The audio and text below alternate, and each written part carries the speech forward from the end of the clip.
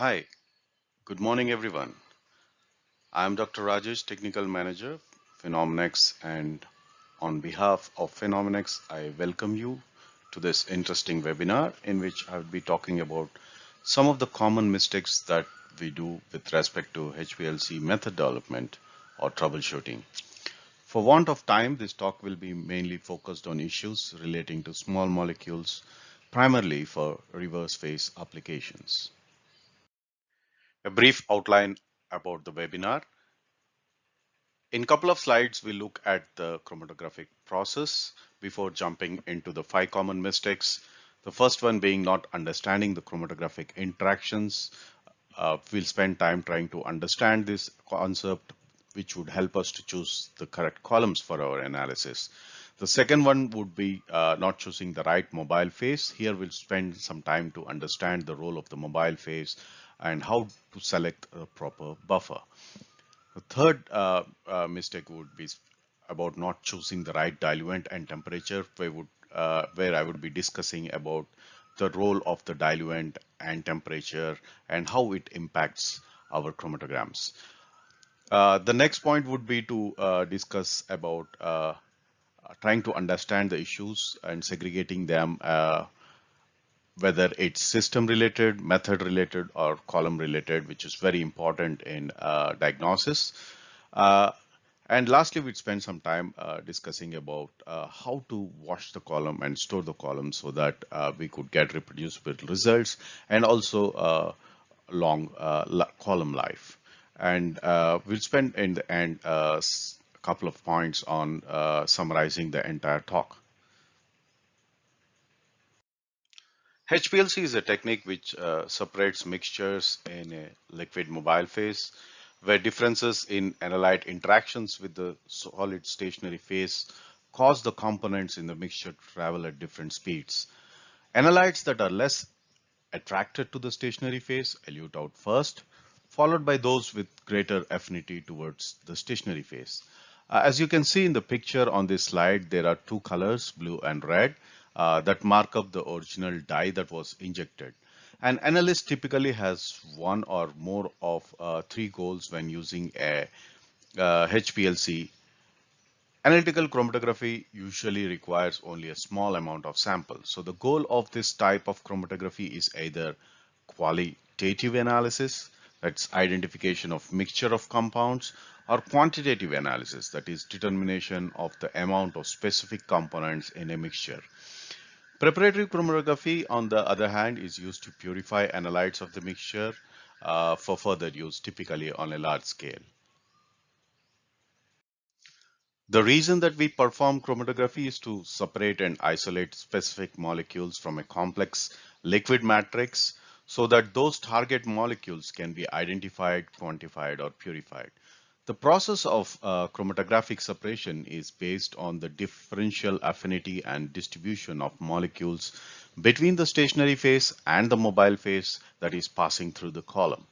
And as an illustration of that principle, you can see here a typical reverse phase liquid conditions, a non-polar stationary phase like a C18, and a polar aqueous mobile phase consisting of a mixture of water, a buffer, and acetonitrile. Now, we add some analytes molecules to the column. In this case, let us say a polyaromatic hydrocarbon and a highly polar ethyl sulfate molecule. We find that the behavior of these two molecules will be determined by their relative affinities for the stationary phase and the mobile phase. Benzpyrene, being extremely hydrophobic, will have a high affinity for the C18 stationary phase and would be found associated strongly with the stationary phase. In contrast, ethyl sulfate, being extremely polar, will not only have much affinity for the uh, mobile phase, but will be predominantly or primarily found in the aqueous mobile phase. Thus, as the mobile phase carries these analytes down the column, ETS would move much more rapidly than benzpyrene, and the two would become separated in time and then With this common understanding about the chromatographic process, let us quickly jump into the first mistake that is commonly made is to choose the correct column. And for this, we need to understand the chromatographic interactions. When we look at typically the reverse phase interactions that are possible with the stationary phase, uh, we almost never get a pure or a single mode of interactions, right? So in reverse phase, these interactions are predominantly dictated by three types. Uh, Primarily, it would be hydrophobic interactions. We could have polar or ionic interactions as well. And the goal of any reverse phase chromatographic application is to modulate the stationary phase and the mobile phase conditions and optimize these interactions between the stationary phase and mobile phase so that we can achieve a very specific separation goal. So the three types of interactions that are possible in the reverse phase can be segregated into six separation mechanisms. Uh, they are called hydrophobicity, which is the ability of the phase to hydrophobically interact with the carbon groups. We can talk about steric interactions, that is, if the stationary phase is able to separate compounds based on structural differences. We could talk about aromaticity, where if the column chemistries of certain ring structures can interact with the pi clouds of the present that are present on the analytes and bring about separation and selectivity.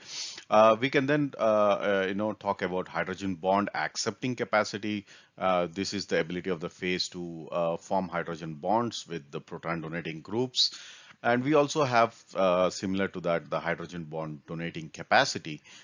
This is the ability of the phase to hydrogen bond with proton accepting groups. We also talk about the possibility of cation selection at pH 2.8. This is the ability of the phase to interact with cationic groups at acidic pH, and cation selectivity at neutral pH, where we are talking about the selectivity at pH 7.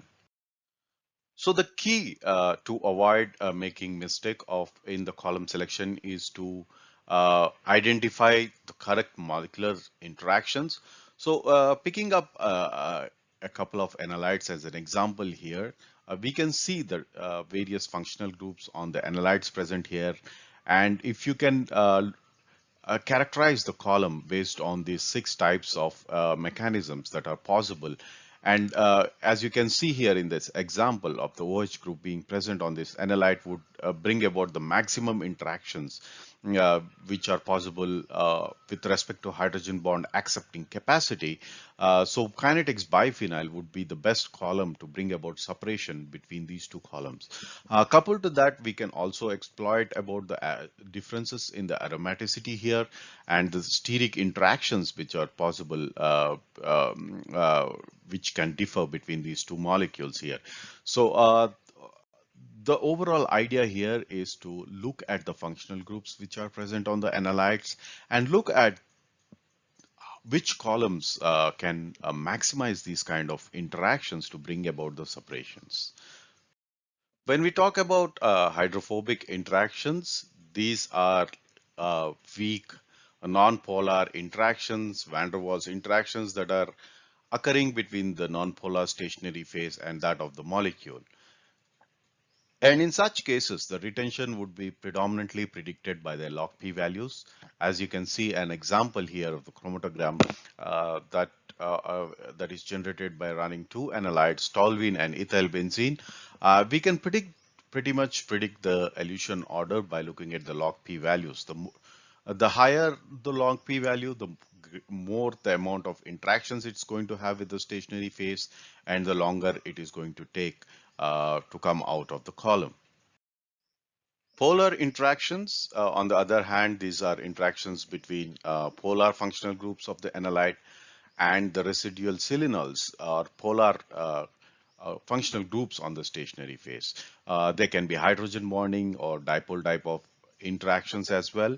These are also relatively weak and transient. So if you look at an example of estradiol and estrone here, the ketone to alcohol, that's the difference between these two analytes. Um, and C18 is not able to resolve these kinds of differences. But on the other hand, if you pick up a phenyl column, this is able to pull apart, uh, based on the differences in the affinities of the compounds towards the phenyl ligand of the stationary phase and bring about the separation of these analytes. So it's very important to select the right column which would optimize these kinds of interactions and bring about the selectivity which would separate the analytes. In aromatic base selectivity, the analytes with aromatic ring structures, they offer a specific type of selectivity associated with the pi interactions. The compound's aromaticity, it provides the pi electrons which have the potential to interact with the pi bonds that are uh, found on a phenyl-based stationary phases. So this kind of pi bond interactions would provide unique and orthogonal selectivity when you compare it with a traditional C18 column. So you can see here an example of a set of analytes which are varying in the amount of aromaticity, which have been run on a kinetics biphenyl column, which is predominantly a phenyl column, and you can bring about the separation based on the differences in the aromaticity. Coming to the ionic interactions, generally in reverse phase, we would want to minimize these ionic interactions because these interactions are very strong and can be hard to manage in a reverse phase separations. Uh, these kind of interactions are seen mostly with the selenols, the residual selenols, and the basic compounds, which are usually going to be charged in an acidic environment.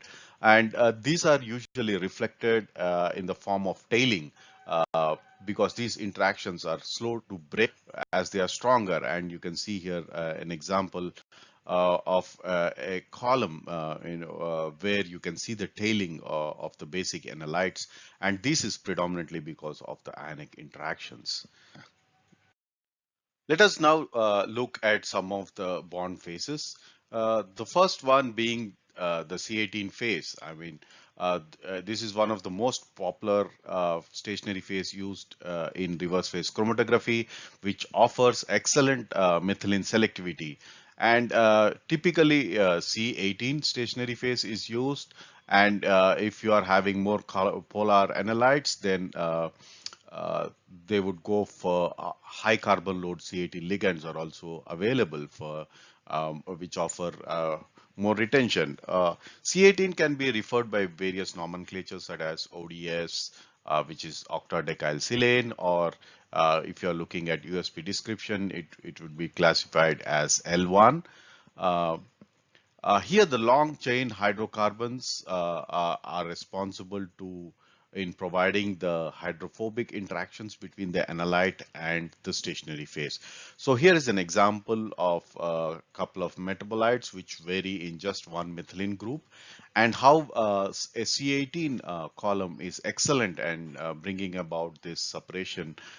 We call this methylene selectivity, wherein just an additional methyl group is sufficient enough to bring about the resolution between the two compounds. The C8 phase, or the USP classification L7, on the other hand, is a shorter chain hydrocarbon ligand, uh, which is less retentive, and this is usually used when you're seeing too much of retention times using a C18 column. You want to reduce the runtime, then customers usually shift from a C18 column to a C8 column. And also another important aspect we need to understand is, since it's a shorter chain hydrocarbons, there is higher surface area coverage, which would mean that there will be less selenol activity on a C8 column. That means the peak shape would become better, especially if you are seeing tailing. So C18 column, if it is showing tailing, then shifting onto a C8 column would reduce the amount of tailing on it. If you look into the market today, you would see that there are several C18 phases that are available. So I'll spend a couple of slides trying to show how they differ and how they can bring about some unique selectivity which would improve resolution in some of the cases. So here you can see a comparison for a compound, a chlorophenylamine, which is represented here.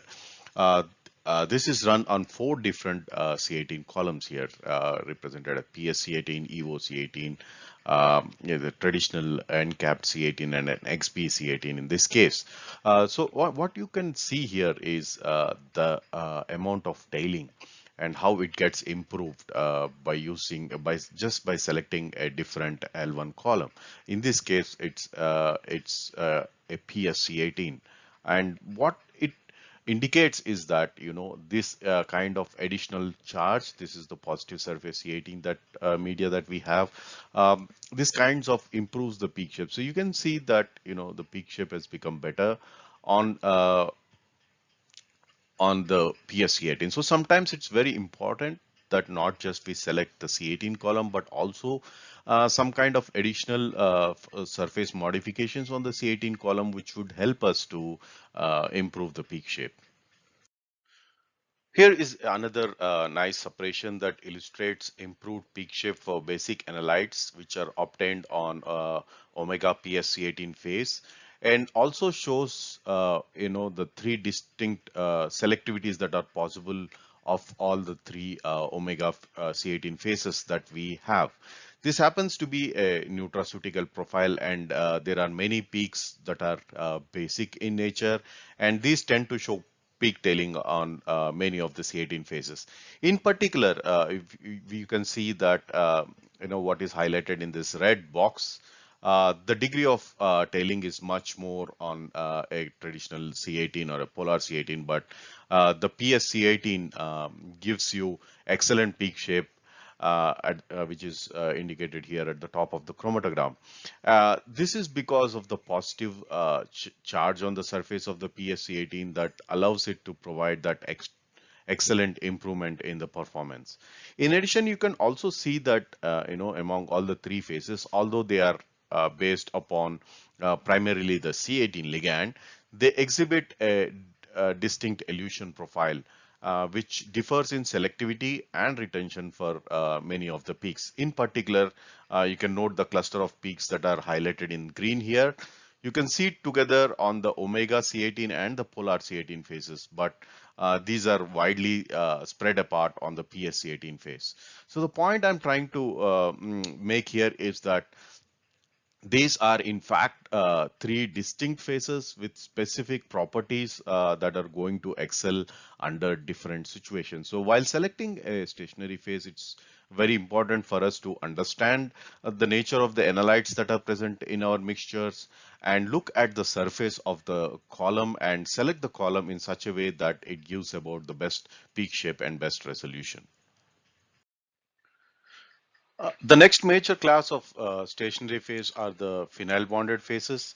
In this case on the screen, we have 2 variations on the theme: a pentafluorinated phenyl phase and a biphenyl phase, and also a phenyl hexyl phase. The retention properties of these phases is much more varied than a standard C18 phase. Because with the presence of this aromatic rings, we have the potential for multiple modes of interactions, including aromatic pi-pi interactions between the pi electrons of the target analytes and the pi electron clouds of the phenyl rings, weak dipole interactions as the rings have slightly negative dipole, hydrogen bonding, and of course you still have the hydrophobic interactions because of the carbon backbone. So we saw from the previous slide, the hydrophobic interactions are much weaker than what we get on the standard C18 phase.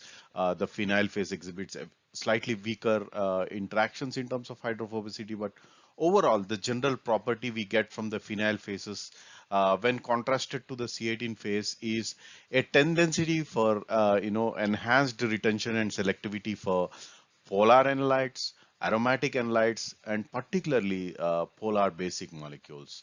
In that sense, phenyl phases make a nice complement to the C18 phases with C18 phases giving you the selectivity you need for hydrophobic separations, and the phenyl phases giving you the opportunity to take the advantage of this polar selectivity when that C18 selectivity is not sufficient to achieve your separation goals. Here is a nice illustration of the polar selectivity by phenyl phases. Uh, you can recall that the C18 phase was great when we wanted to separate two molecules that differed by a single methyl group substitution. In contrast, what we see here is the difference between two molecules which are polar in nature. In this case, the conversion between a ketone group and a hydroxyl group. So the phenyl column is much more easily able to separate these two molecules. Um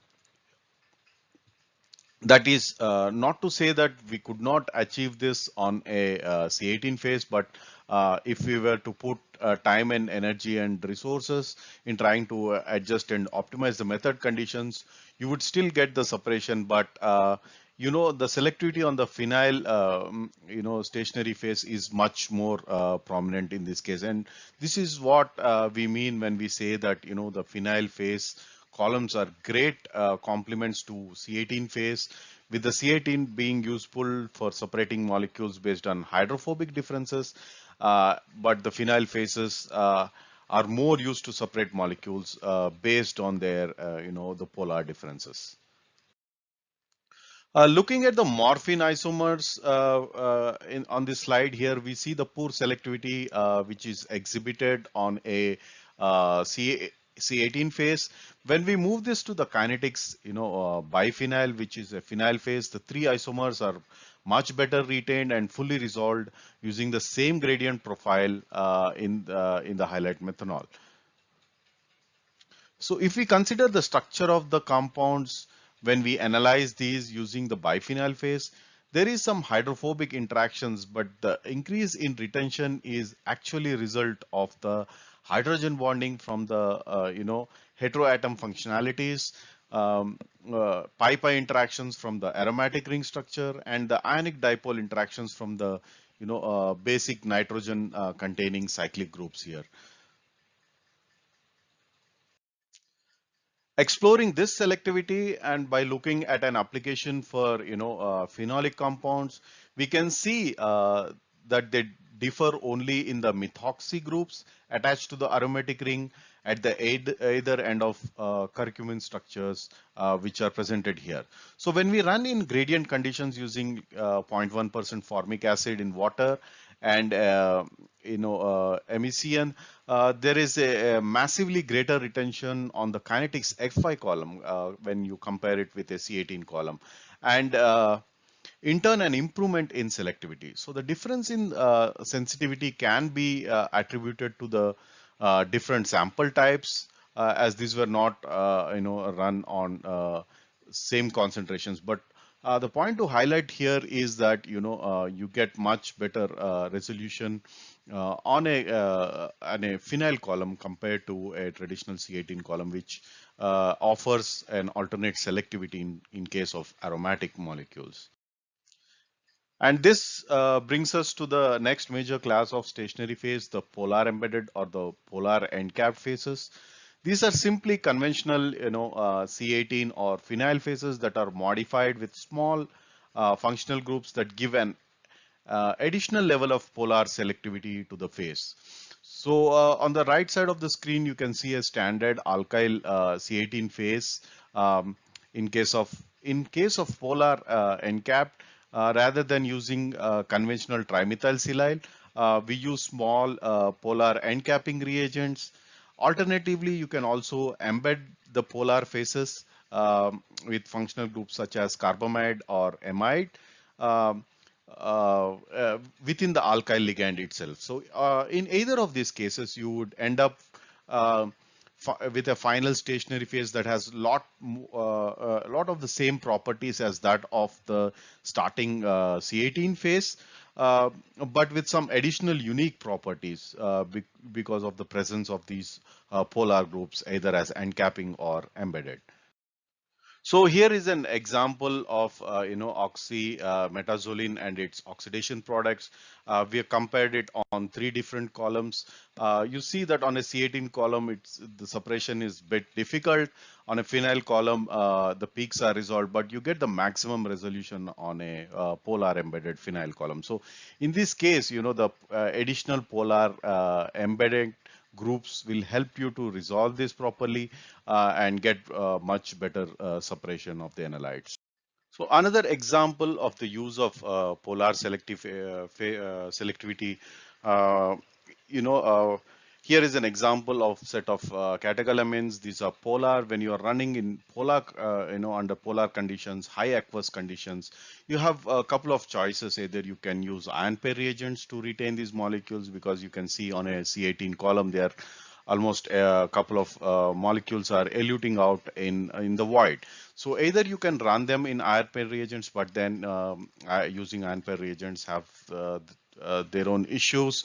We can otherwise run them under Hillick conditions, but just by using modified C18, in this case a polar modification on a C18, you get that additional retention of these polar analytes and much better separation of all the analytes. So such examples highlight the use of polar selectivity and polar end capping or embedded stationary phases will give that extra edge for us to develop methods when dealing with some of the polar and a mixture of, especially a mixture of polar and moderately polar analytes.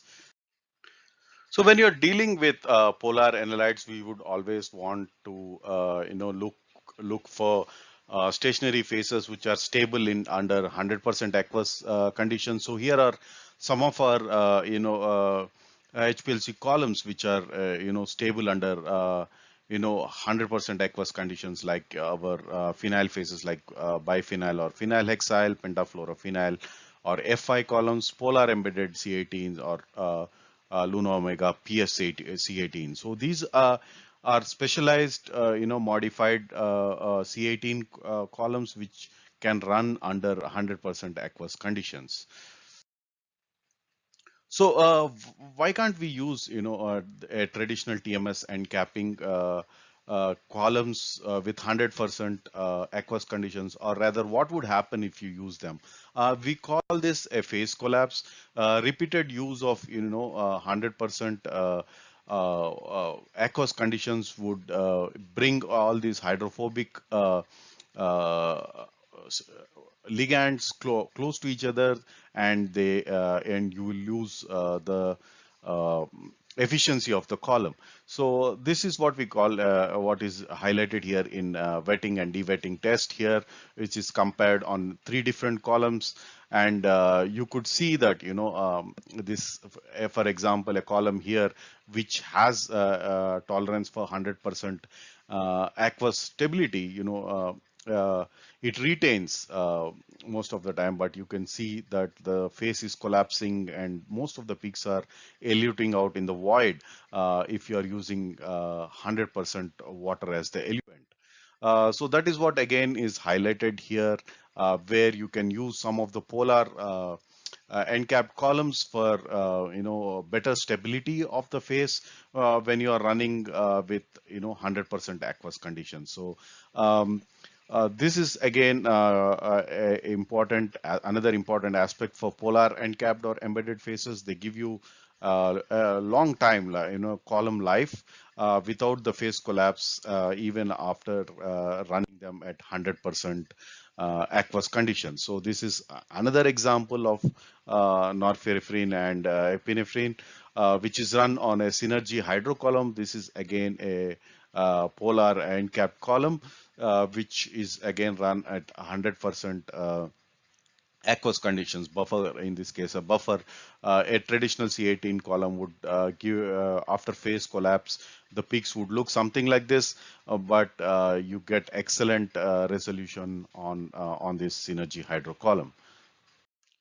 Having spent some time in trying to look at the different stationary phases, what are the advantages of using stationary phases, we'd have got a fair idea about how to select the right column.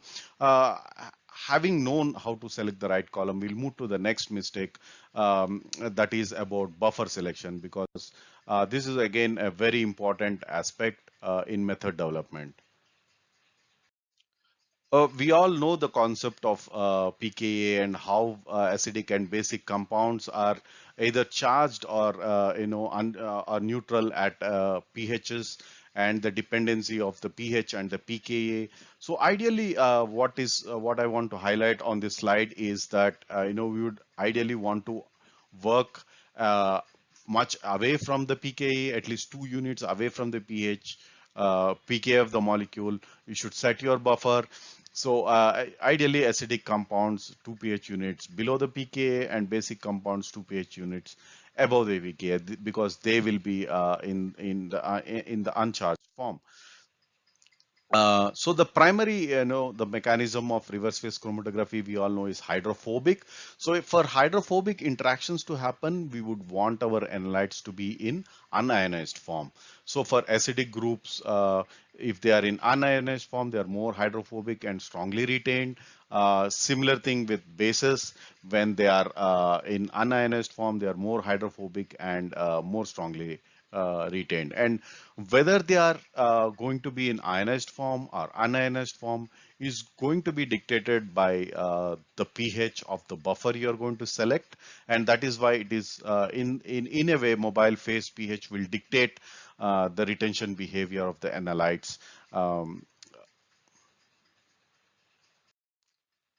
As a good chromatographic example under acidic mobile phase conditions, a basic compound like diphenhydramine, which is shown in orange, will be protonated and ionized, and therefore will elute relatively early in the run, at about 3 minutes under the conditions mentioned on this slide. However, if we analyze the same analyte at pH 10 mobile phase, this analyte is no longer in ionized form, and its retention is greatly increased to almost 8 minutes. Uh, so of course, the key is that most LC media is only stable up to neutral pH values, maximum maybe up to 7.5 to 8. So you can't really take the advantage of alkaline mobile phase to fully manipulate the analytes retention times.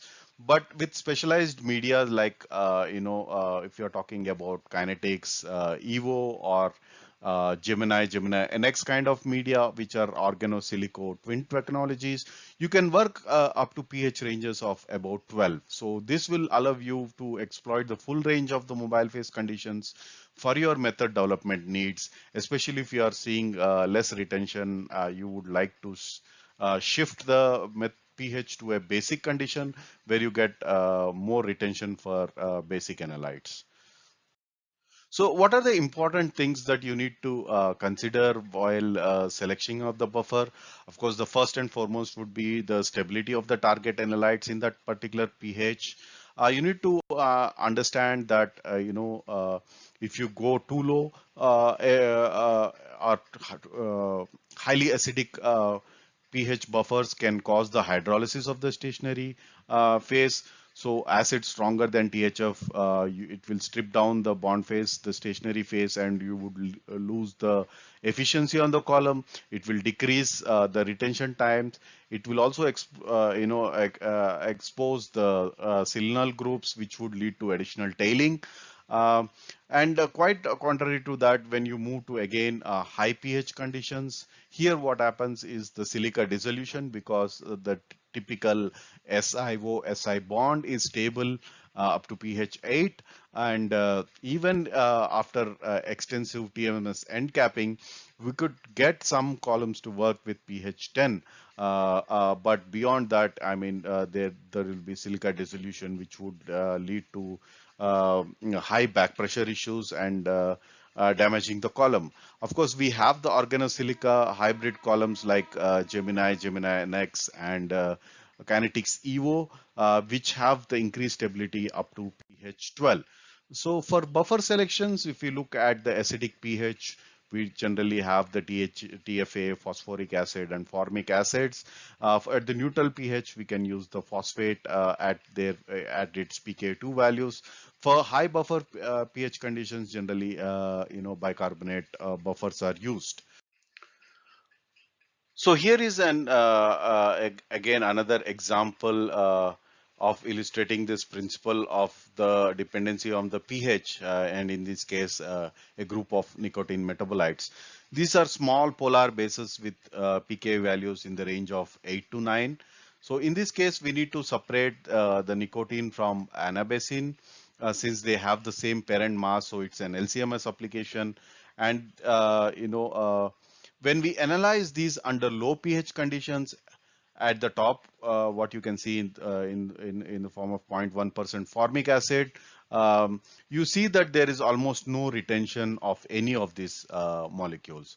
At low pH, they are protonated and ionized, and they do not interact well with the C18 media. So this is what is expected. So they are essentially are not retained and cannot be effectively analyzed. So by going to an intermediate pH value about 5 using ammonium acetate buffer, you can see that we begin to see improvement in the retention of these analytes. Peak 3, 5, and 4 are now reasonably retained, but you can see that peaks 1 and 2 are still poorly retained on the column.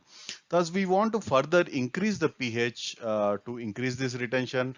That is what as actually shown at the bottom, where we move to an ammonium bicarbonate buffer with a pH value of about 10. So you can see that under these alkaline phase conditions, we have excellent retention and separation of our target analytes,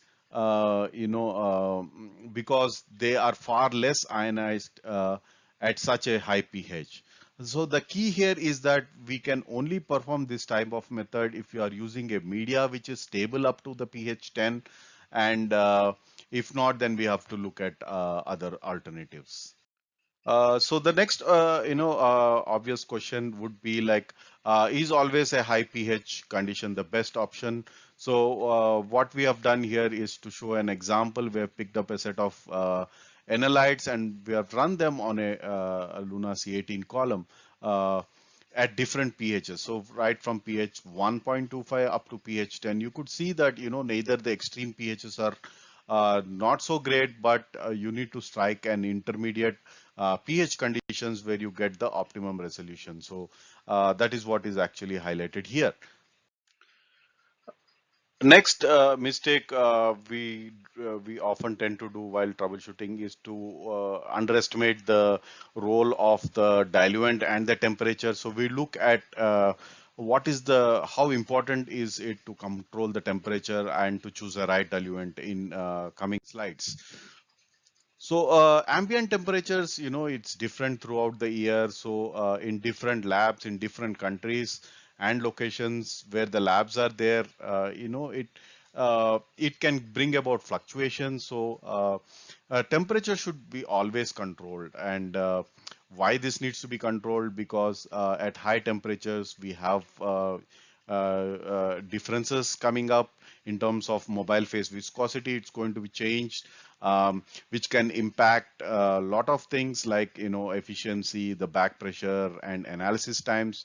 So generally, what we see is that slightly increasing the temperature could lower the back pressure on the column, could decrease the analysis time. So there are some methods where the customers have reported variations in retention times, and when we looked into finer details, we noticed that the temperature was not controlled on that method, and the variation in the temperature was actually causing these shifts in the retention time. So temperature not only causes retention time shifts, but it also alters selectivity. So here, one of the example we have picked up here to show you a set of nitroaromatics which was run on similar method conditions at two different temperatures, 25 degrees and 30 degrees.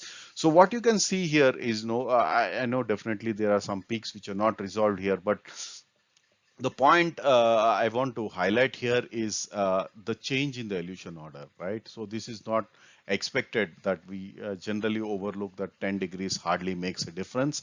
But in this case, it's really causing even the change in selectivity, that the compounds retention orders are changing. So we need to be extra cautious in those in methods when we are developing to not to overlook on these aspects. Even here, you can see that peaks which were resolved at 25 degrees are merging here, and there is a coalition of some of the peaks happening at later retention times. And overall, also you can notice that the retention time has reduced from almost 19 minutes to up to 14 minutes. Sample diluent, again, it plays an important role, especially in the peak shape of early eluters.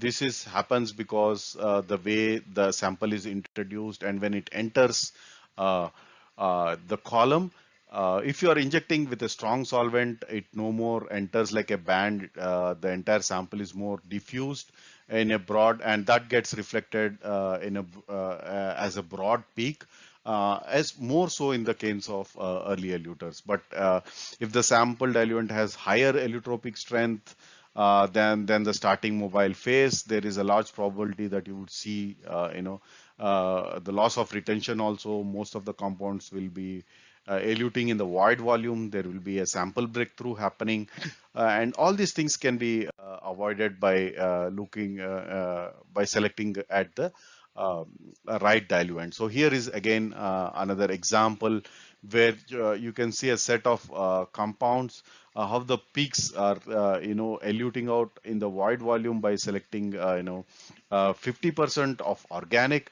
When we reduce that to a 5% organic, made it more weaker, then you can see separation, almost separation of all the peaks and more retention here. So this is very important not to overlook at the diluent, and always maintain the diluent closer to your mobile phase starting conditions. So the optimal sample diluent is to dissolve your sample in your starting mobile phase. If you are working with in an ion pair reagent, it is also advisable to add the ion pair reagent to your diluent so that the sample is already saturated with the uh, ion pair reagent. If you have to inject in a stronger solvent because of the dissolution issues, then reduce the injection volume so that you get sharper peaks, and this will reduce the effect of the strong injection solvent. When you're looking at preparative scale applications, mostly it is used in DMSO to improve the peak shape. By in this case, you can introduce an inline filter which can act as a pre-column mixing chamber, which can disrupt these effects of strong solvents, and you get a better peak shapes on a prep columns. Next, we move to another important mistake that we do is whenever we see a troubleshooting issue, we tend to blame everything on the column because we know that that is where all the separation is happening. But it's very important to understand what issues are causing the whether it's a peak shape issue or a retention issues. We need to understand whether it's caused because of the system or the method, or even for that matter from the column. So in the troubleshooting protocol, it's very important how you approach the problem.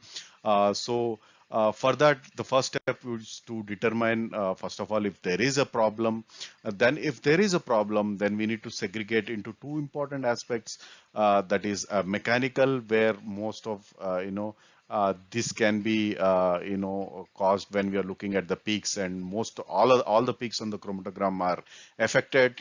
That means more likely it is a mechanical issue. When you're looking at one or two peaks, their RTs are changing, or the peak shapes are changing, or you're seeing a split peaks, or you're losing resolution, then it's more likely a chemical issue. So identifying and segregating this issue would help us to further troubleshoot the issue. So in the diagnostic steps, the first step is to separate them in system related and column related. So in system related issues like peaks, pressure, equipment malfunction, all these come under system related. Under column related, it's in terms of data quality, or even chromatogram related, it's data quality. You're seeing a lot of noise in the background. You're seeing baseline shifts, or retention time shifts, or extra peaks are coming, or peaks are missing, or peaks are tailing or fronting.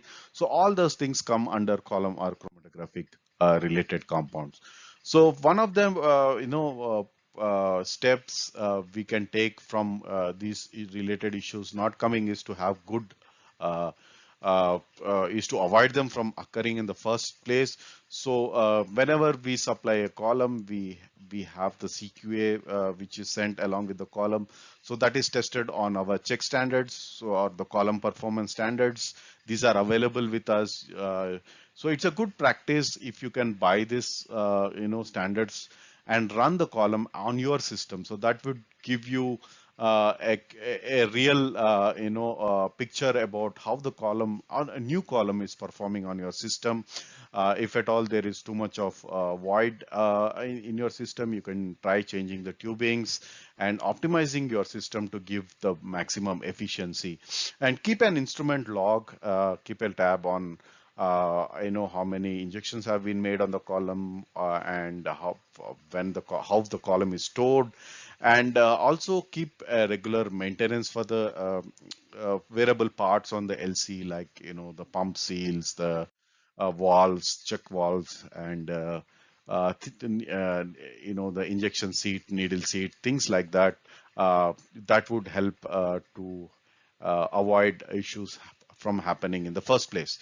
So, how do we, come about to identify whether it's method related or system related or column related? If you look at tailing, these will also appear broad, so it's definitely method related.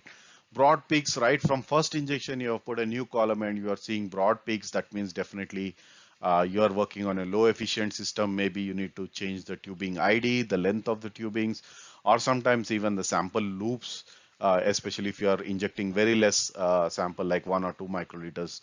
Having a 20 microliter loop might sometimes result in broad peaks.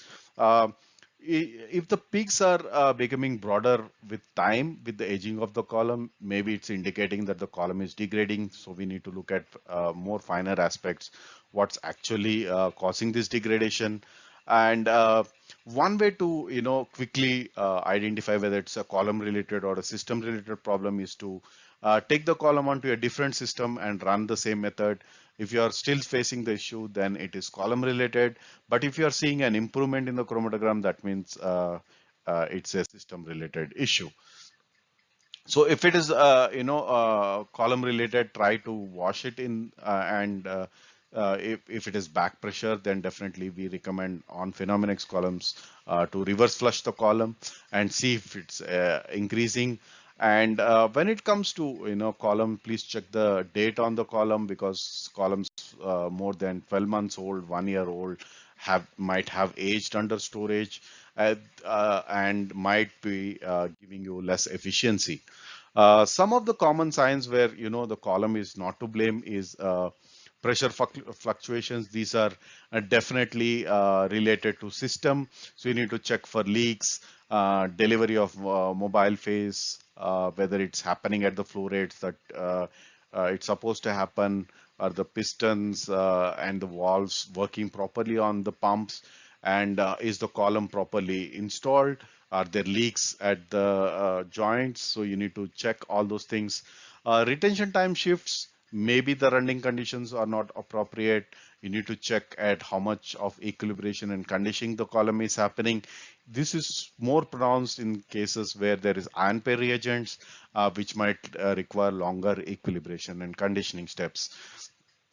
Pump might not be delivering the mobile phase correctly in the ratio that you actually want, so you might have to relook at that aspects. If you're looking at distorted peaks, then definitely, like I've shown on a slide earlier, maybe you're working at a pH which is very close to the pK of the compound. So look at the properties of the compound that is distorting, look at its pKa, look at the pH of the mobile phase. If it's too close, then try to work away from it so that you don't see this distortion.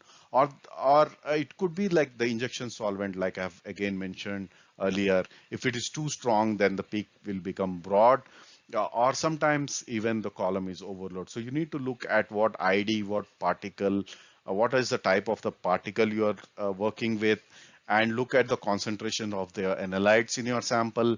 Uh, Ensure that you are not overloading the sample, especially in the case of basic analytes where loadability will be slightly less. If you start loading more, you will start seeing the tailing effect. So that is one thing you need to keep an eye on. Baseline drift, again, this would be like seen when column is not completely equilibrated, or in terms of when you're putting a new column, it's not properly conditioned, or sometimes, there is a contamination in the system, or the mobile phase delivery is not consistent.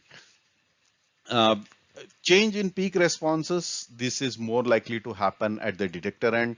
So look at the scan rates, look at the lamp intensities, and see if the detector is at faulty. Uh, this will move us to the next mistake is about not storing the column properly. So we look at how to store the column in the right way, how to wash the column in the right way, so that we get a better column life, and also we don't face issues whenever we are running using the column between the batches. We are not seeing any issues. So I'll start with the basics about column installation. So before installing the column, we recommend that you flush the entire pump and the tubing with degassed mobile phase. It will ensure that you remove all the air bubbles if at all they are present in the line. Then connect the column to the injector, corresponding to the flow direction on the label. This you can find on the label of the column. Initially set the flow rate at very low, like 0.1 ml per minute on a 5 micron columns, and slightly increase gradually over a 5 minutes to 1 ml per minute if you're working with like 4.6 mmID columns. Uh, Once you see that the pressures and the flow is stabilized, then you stop the flow. Now attach the other end of the column to the detector. Now start at a normal flow rate and equilibrate the column with 10 to 30 column volumes of mobile phase. And again, a point I want to mention here is when you are using ion pair reagents, then the equilibration might take much longer. Caution when you're using multi-mode columns like helic mode columns, when you're using amino or cyno phases. These columns are usually shipped under normal phase conditions. We ship these columns under hexane, predominantly 99% hexane. Uh, so if you are going to work with these columns under reverse phase or helic phase, you need to carefully switch from the from the normal phase to reverse phase.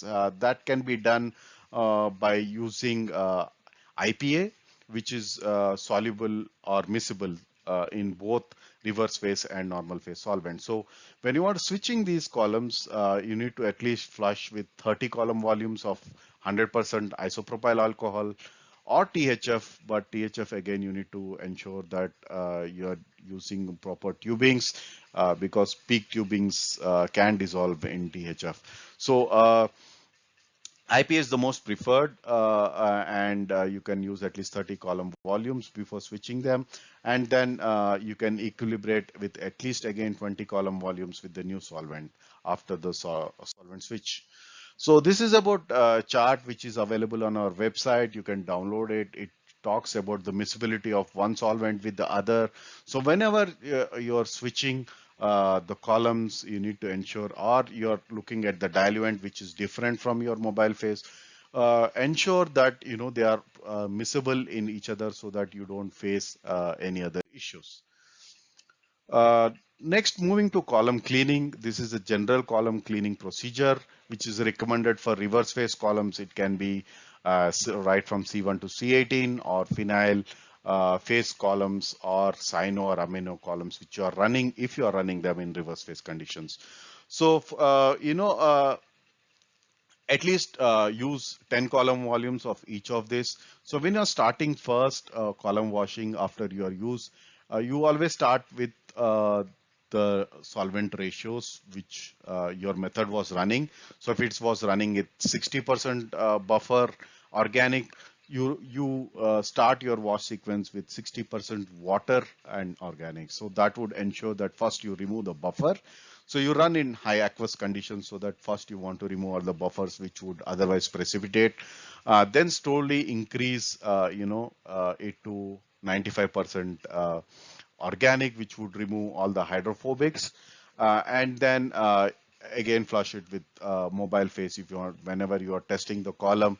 If you're seeing that still there is some peaks are eluting out from the column, or you're losing the efficiency on the column, maybe you can use 100% IPA for strong removal of hydrophobic compounds. Uh, and again run the mobile phase and check if the column is working fine. Whenever you are noticing any back pressure issues, mostly it is because your inlet frit is blocked. In such a condition, you can back flush the column, connect the column in the reverse direction and flush it with mobile phase without the buffer, and at initially at low flow rates. And at this point of time, we don't recommend to connect to the detector, because whatever is stuck onto the frit might elute out, which can get into your flow cell and cause issues. If you're working on reverse phase columns for proteins and peptides, the procedure is slightly different. Initially, you can wash again 20 column volumes with mobile phase without buffer. And then you can use this program twice, two cycles of this, 25% to 100% of acetonitrile in 30 minutes. You are running them in 0.1% TFA, because the TFA can disrupt the interactions between your protein or peptide and the column, and you can completely get rid of those whatever is trace amounts are remaining in the column. Again, you can equilibrate back with 10 column volumes of the mobile phase for column testing. And if you are storing the column, we don't recommend you to store it in TFA. You can store it in ACN water or methanol water with at least 30% of organic. Again, for reverse phase column on peptide or protein, on organosilica approach, here we have the pH stability up to 12.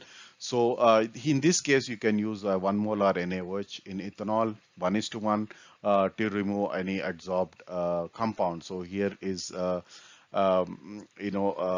comparison of the amount of column volumes of NaOH in alcohol versus the change in efficiency. You can see a very good efficiency of our Gemini compared to a competitor C8 column. Coming to normal phase, there are some methods which run in normal phase. So for this, the column washing procedure can be, you can start with hexane and move to chloroform, then to isopropyl alcohol, dichloromethane, depending on the type of analytes that are present in your sample matrix, and then come back to the mobile phase for column testing. For water removal, sometimes we have the water, so that can be bound to silica, because if you are using some of the silica columns for normal phase, you can flush in such a case with 30, at least 30 ml of 2.5% 2,2-dimethoxypropane or 2.5% glacial acetic acid, which can act as a dehydrating agent in hexane, of course, so that you can regenerate the column. Uh, in Helic mode, you can again wash with 95% water for buffer removal, use ammonium acetate at pH 5.8. This will activate the charges on the helic columns. Then again wash with 95% water ACN and go back to your mobile phase for column testing. Ion exchange, again, slightly different washing or cleaning conditions. Here you start with 5 column volumes of water, then go with 10 column volumes of pH 7 phosphate buffer. Then you go with acidic buffer, 10 column volumes of 10% acetic acid. Then again you wash with water, methanol, and again water. So this will ensure that the column is completely cleaned. And uh, if you're working with proteins on ion exchange, then you can substitute, you know, the methanol wash with 5 molar urea or 5 molar guanidine thiocyanate. These two are very efficient in breaking the interactions between the protein and your column, and it can clean the columns in a much better way. Uh, Coming to column storage, we need to understand that storage conditions impact the column lifetime. So never store columns with buffers or ion pair reagents, either acids or bases in the column. We need to wash them thoroughly, ensure that all of them are removed from the column before storing. Uh, so follow the appropriate procedures that I have talked about for removing these salts or buffers or any hydrophobic compounds or even large molecules like proteins and peptides. Uh, all our columns have got column care guide. You know, you can download them from our website. We have a general column care protection guide which talks about all these aspects of column care with respect to all the makes of our Phenomenex. We also have individual column care guides. If you're working with in kinetics columns, you can download kinetics care guides, or if you're not able, having difficulty in finding them, please reach out to us on the live chat, which was there on the website, and we would help you to get those things. So the general column storage conditions for reverse phase, at least, have 30% water, and normal phase in 100% IPA or hexane is the storage solvent. Ion exchange, again, you can store them in methanol, and then ion size exclusion columns, which are usually dial phase columns. You can store them in 10% methanol or 0.05% NaN3 in water. For helic columns, it again depends on whether you're working in reverse phase or normal phase.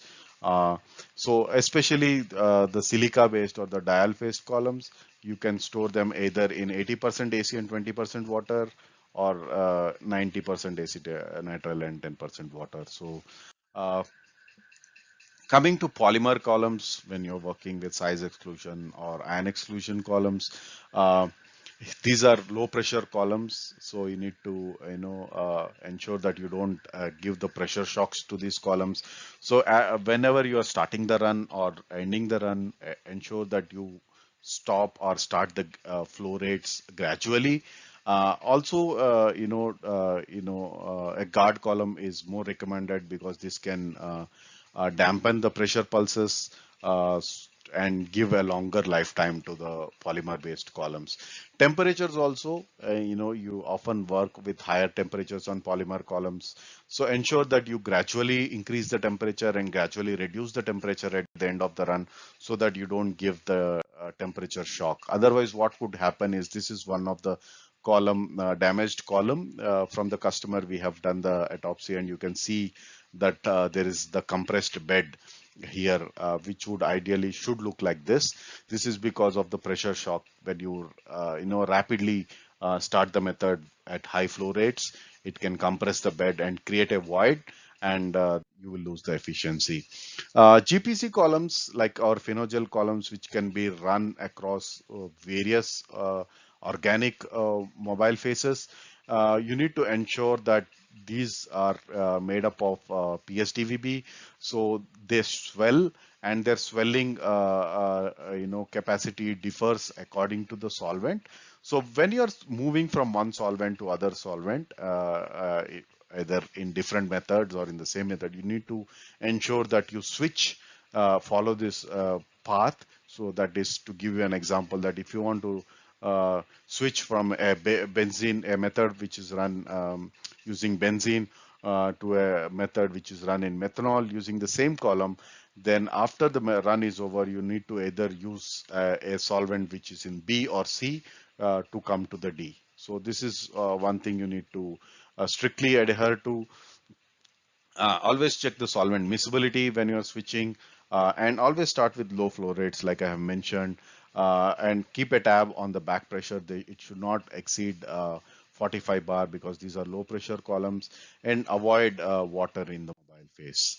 So with this I come to an end about this webinar where we have discussed about 5 of the important aspects of troubleshooting where we generally tend to make mistakes, and I hope you had gained something out of this webinar. A short summary of what I have talked about today is: understand and identify the interaction mechanisms of your analyte and select the stationary phase accordingly. Mobile phase impacts the selectivity and retention behavior of the analyte, so always choose the right pH and buffers. Change in temperature again impacts your retention times and selectivities in some cases. Sample diluent affects the peak shape, especially early eluters. So use mobile phase as diluent. And in the end, I want to mention this point that column is not always the culprit, and we should spend some time to identify the root cause, whether it is a system